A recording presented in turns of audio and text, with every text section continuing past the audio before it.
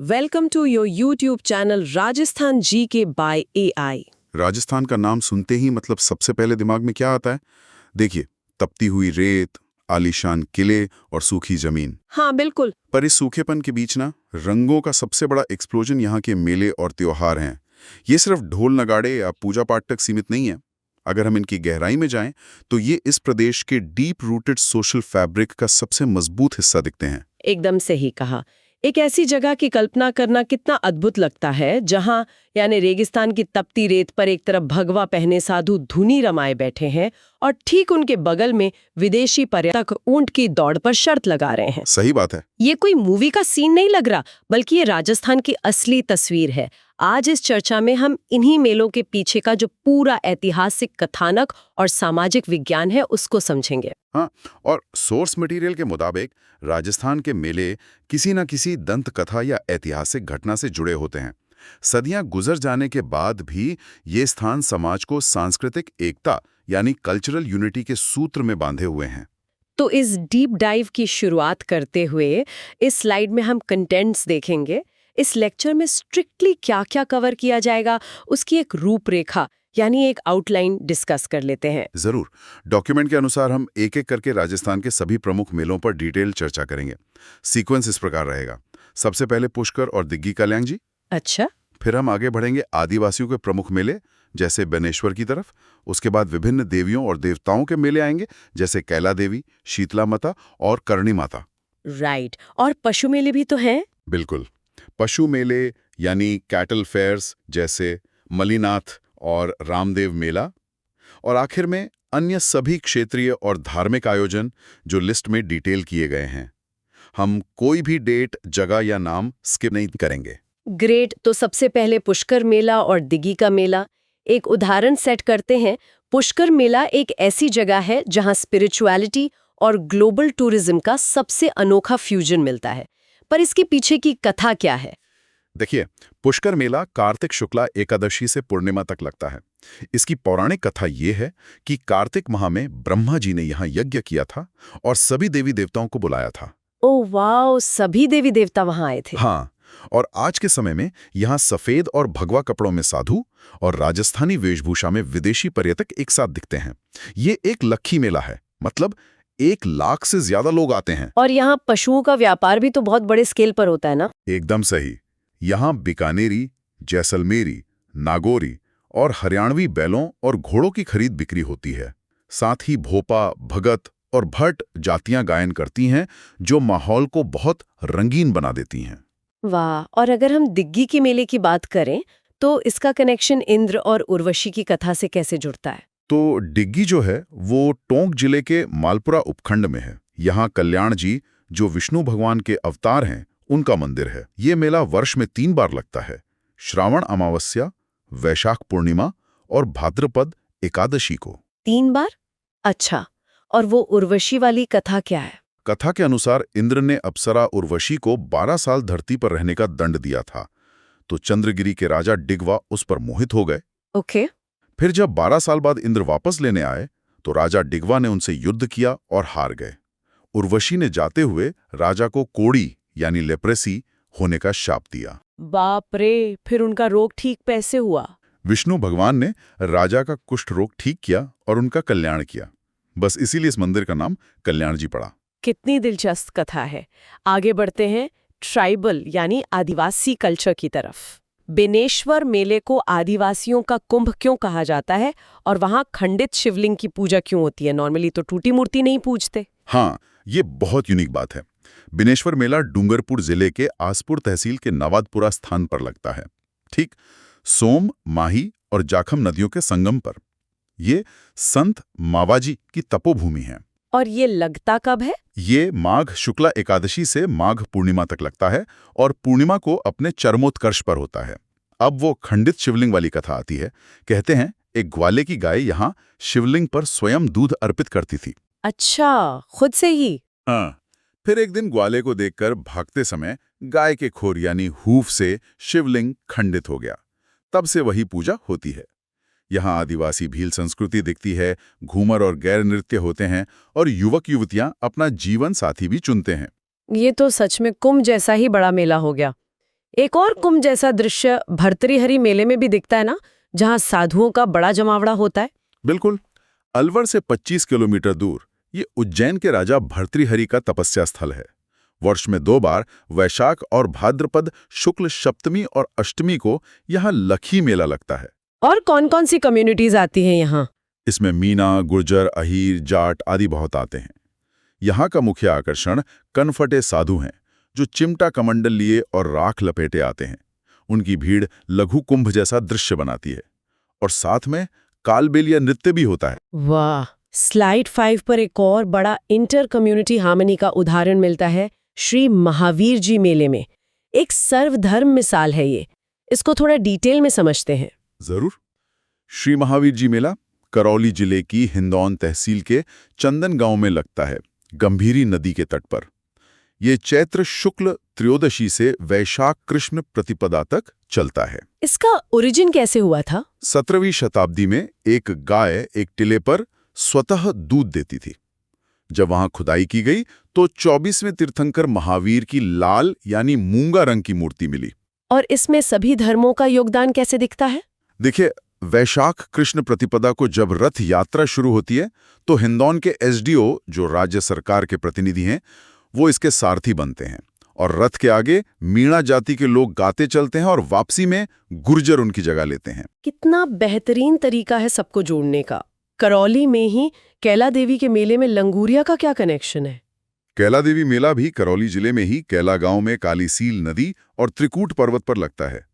चैत्र शुक्ला अष्टमी को यह लाखी मेला आयोजित होता है।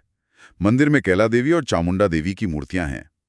और वो लंगूरिया वाला पार्ट? हाँ, मंदिर परिसर में एक हनुमान मंदिर है जिसे स्थानीय भाषा में लंगूरिया कहते हैं, और उसी नाम पर लंगूरिया नृत्य होता है, जो इस मेले का सबसे बड़ा आकर्षण है। अच्छा, समझ गई। अगली स्लाइड में विभिन्नता या डाइवर्सिटी और बढ़ जाती है। कोटा के दुसहरा से लेकर अजमेर के उर्स तक इनके हिस्टोरिकल ओरिजिन्स पर थोड़ी रोशनी डालिए। कोटा का दूसरा मेला अश्विन माह में लगता है। इसकी शुरुआत 1895 एडी में महाराव उमेद सिंह ने की थी।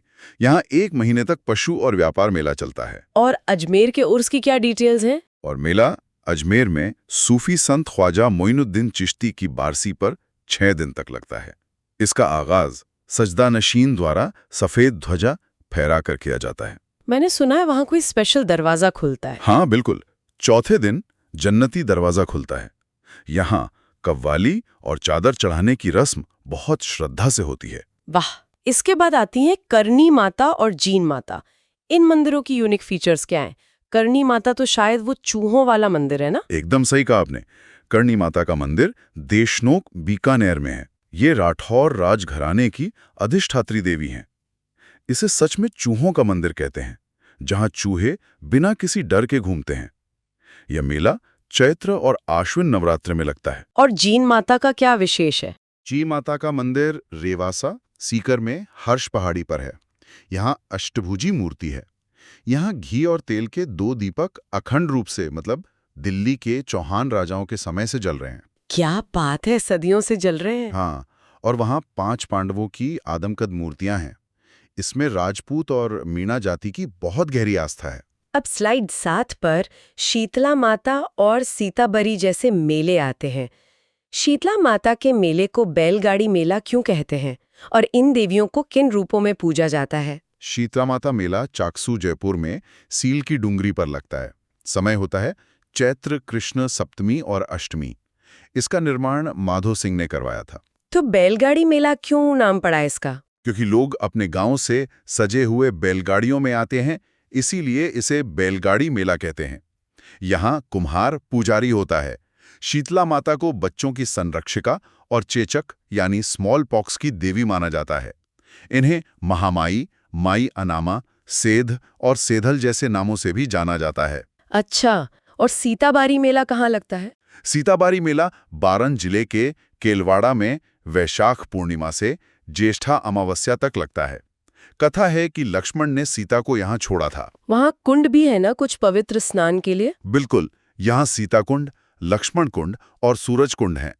इनमें स्नान करना गंगा स्नान जैसा ही पवित्र माना जाता है। रणथंभौर गणेश और रानी सती के बारे में भी बहुत स्पेसिफिक फैक्ट्स हैं डॉक्यूमेंट में। हाँ, रणथंभौर गणेश मेला सवाई माधोपुर में भाद्रपद शुक्ल चतुर्थी को लगता है। यहाँ लोग विवाह की पहली कुमकुम पत्रिका मतलब शादी का पहला इनविटेशन भेजते हैं। और रानी सती मेले का क्या इतिहास रहा है? रानी सती मेला झुंझुनू में मांग और भाद्रपद कृष्ण नवमी को लगता था। इनका मूल नाम नारायणी देवी था। पहली बार ये मेला 1912 में लगा था, पर 1988 के सती निषेध कानून के बाद इस पर प्रतिबंध लग गया। मतलब सामाजिक बदलाव के साथ परंपराएं भी बदली। अब आते हैं डेजर्ट इकोलॉजी के उस हिस्से पर जो इकोनॉमी के लिए सबसे जरूरी है, पशु मेले। मुकाम से शुरू करके वेस्टर्न राजस्थान के इन फेयर्स को कवर करते हैं। मुकाम जंबेश्वर मेला नौका बीकानेर में लगता है। ये विष्णुई संप्रदाय के संस्थापक जंभू जी का समाधि स्थल है। यहाँ फल्गुन और अश्विन कृष्णा अमावस्या को मेला लगता है। और जैसलमेर के मारू मेले के बारे में क्या बताएंगे? मरु मेला या डेजर्ट फेस्टिवल माघ यानी फरवरी के महीने में जैसलमेर में लगता है और इसे आरटीडीसी आयोजित करता है। यहाँ ऊंट दौड़, रस्सा खींच, मूंछ प्रतियोगिता और गैर तथा अग्नि नृत्य जैसे आकर्षण होते हैं। अब अगर कोर कैटल फेयर्स की बात करें, जैसे मलेनाथ और रामदेव पशु मेला, वहाँ क्या होता है? मलीनाथ पशु मेला तिलवारा बाड़मेर में लूनी नदी के तट पर लगता है। इसकी तिथि चैत्र कृष्ण एकादशी से शुक्ल एकादशी है। यहाँ राठी, थारपारकर, कांकरेज और मालानी नस्ल की गायों की भारी बिक्री होती है। और रामदेव मेला कहाँ आयोजित होता है? ये मनासर नागौर में माघ शुक्ल प्रतिपदा से पूर्णिमा तक लगता है। नागौरी बैल और ऊंट घोड़ों की यहाँ बहुत बिक्री होती है। साथ ही चंद्रभागा मेला झलारा पटन में कार्तिक पूर्णिमा को लगता है और ये मालवी नस्ल के पशुओं के लिए प्रसिद्ध है। अब स्लाइड 9 पर कुछ ऐसे मेले हैं जिनकी रूट्स या तो फिलॉसफी में है या ट्राइबल परंपराओं में।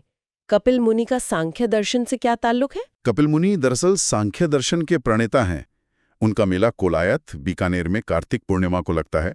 यहाँ झील में स्नान होता है और दीपदान महोत्सव बहुत धूमधाम से मनाया जाता है। और उदयपुर का केसरियाजी मेला, उसे तो अलग अलग समुदाय पूजते हैं ना? हाँ, केसरियाजी मेला धुलेव में लगता है। यहाँ ऋषभ देव जो जैन तीर्थंकर हैं, उनकी मूर्ति है जिसे भील जनजाति कालाजी कहती है क्योंकि वो काले पत्थर की है और केसर का बहुत लेपन होने से उन्हें केसरियाजी कहते हैं। ये मेला चित्रा कृष्णा अष्टमी को लगता है। इसके अलावा कान्हन और वीर तेजाजी मेला भी तो है। कानन मेला बाड़मेर में वसंत ऋतु में लगता है और गैर नृत्य इसका सबसे बड़ा आकर्षण है। वहीं वीर तेजाजी मेला पर्वतसर नागौर में भाद्रपद शुक्ल दशमी को लगता है, जो कि एक बहुत बड़ा पशु मेला है। तो अब आखिरी स्लाइड पर आ गए हैं। यहाँ पर बचे हुए सभी मेलों की एक कंप्लीट चेकलिस्ट डिटेल करनी है ताकि डॉक्यूमेंट का कोई भी फैक्ट ना छूटे। ये एक रैपिड पर डिटेल्ड लिस्ट होनी चाहिए। शुरू करें? बिल्कुल। तो खाटू श्याम जी का मेला सीकर में फाल्गुन शुक्ला दशमी से द्वादशी तक लगता है। फिर गौतमेश्वर, जिन्हें भुरिया बाबा भी कहते हैं, वो कहाँ लगता है? ये सिरोही में पोसालिया नदी के किनारे चैत्र शुक्ल एकादशी से पूर्णिमा तक लगता है। ये मीणा समाज का मेला है जहां उनकी अस्थियां विसर्जित होती हैं। इसके बाद घोटिया अम्बा मेला जो बांसवाड़ा में चैत्र कृष्ण एकादशी से अमावस्या तक लगता है। घोटिया अम्बा की क्या स्टोरी है? भाद्रपद माह में लगता है, जो सांप्रदायिक सद्भाव का प्रतीक है। राइट। और चारभुजा का मेला? चारभुजा का मेला गढ़भोर राजसमंद में भाद्रपद शुक्ला एकादशी को लगता है। ये मेवाड़ का बड़ा मेला है। गोगामेडी का मेला? हनुमानगढ़ में भाद्रपद कृष्ण नवमी को। बादशाह मेला ब्यावर अजमेर में चैत्र कृष्ण प्रतिपदा को लगता है, जिसमें बादशाह की सवारी निकलती है। और पार्श्वनाथ मेला कहाँ लगता है? ये फलोदी नागौर में अश्विन माह में लगता है। शिवाद मेला इसारदा सवाई माधोपुर में है, जहाँ 12वां ज्योतिर्लिंग यानी घुश्मेश्वर है। ये फल्गुन कृष्ण त्रयोदशी को लगता है। लिस्ट में माता कुंडलिनी भी तो है। हाँ, माता कुंडलिनी मेला रश्मि चित्तौड़गढ़ में कार्तिक माह में लगता है। ढोल मेला बारान के ढोल तालाब पर चैत्र शुक्ल एकादशी को लगता है। बाबू महाराज का मेला बरी धौलपुर में भाद्रपद शुक्ल द्वितीया को लगता है। कथा है कि यहाँ कुष्ठ रोगी ठीक होते हैं। अच्छा, अब आखिरी के कुछ बचे हैं, वो भी जल्दी से कवर कर लेते हैं। भोजन थाली मेला कामन भरतपुर में भाद्रपद शुक्ल पंचमी को लगता है, क्योंकि ये श्रीकृष्ण की क्रीड़ा स्थली रही है।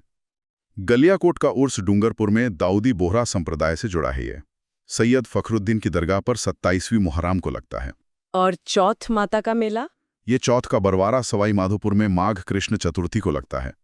और आखिर में बलदेवराम पशु मेला मरता नागौर में चैत्र शुक्ल प्रतिपदा से पूर्णिमा तक लगता है, जो खासतौर पर नागौरी बैलों के लिए जाना जाता है। वाह, तो इस तरह हमने एक एक मेला डिटेल में देख लिया।